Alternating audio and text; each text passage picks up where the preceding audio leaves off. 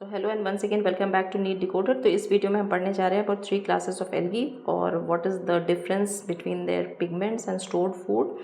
और these 3 classes of algae have been described in the NCERT, so we are discussing about it, and of course the economic importance of algae. So let's start.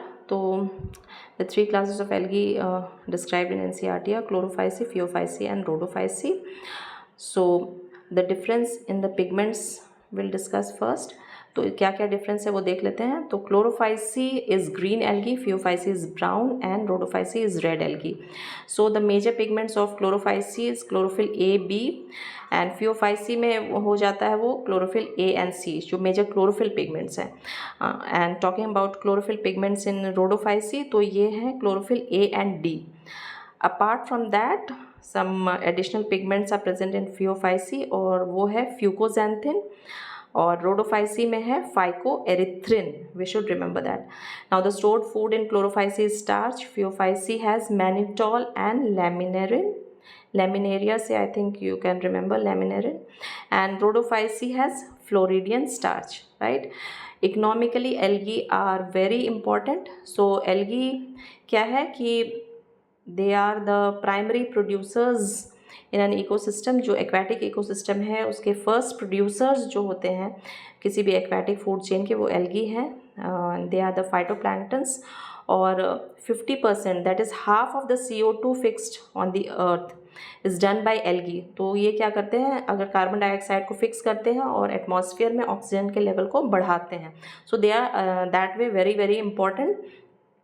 So since they are primary producers, so they produce energy rich compounds, और ये जो energy rich compounds produce होते हैं ये different food cycles पे enter करते हैं, enter various biochemical pathways, और उससे अदर कॉम्प्लेक्स कंपाउंड्स फॉर्मेशन होता है, राइट?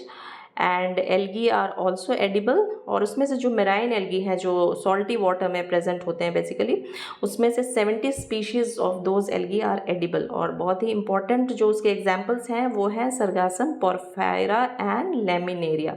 तो Sargassum and Laminaria are brown and Porphyra is the red algae. So these are very important edible forms of algae. Now algae में एक बहुत ही important चीज़ प्रेजेंट होती है रेड एंड ब्राउन एल्गी में, that is the hydrocolloids. Hydrocolloids are colloidal substances जो water को एब्जॉर्ब कर लेते हैं, वाटर को होल्ड करके रखते हैं, and they form a sticky substance around the algae. तो ये स्टिकी सब्सटेंस जो है that is called Elgin. Elgin जो ब्राउन एल्गी में प्रोड्यूस होता है that is used in the cosmetic industry and also in food products, उसका इस्तेमाल किया जाता है। इसके अलावा रेड एल्गी में जो स्टिकी सब्सटेंस प्रोड्यूस होता है दैट इज़ कॉल्ड कैराजीन। नाउ कुछ और रेड एल्गी हैं जैसे जेलीडियम एंड ग्रेसिलेरिया, ये बहुत ही एक इम्पॉर्टेंट चीज़ प्रोड्यूस करते हैं, दैट इज़ अगार। आपने नाम सुना होगा।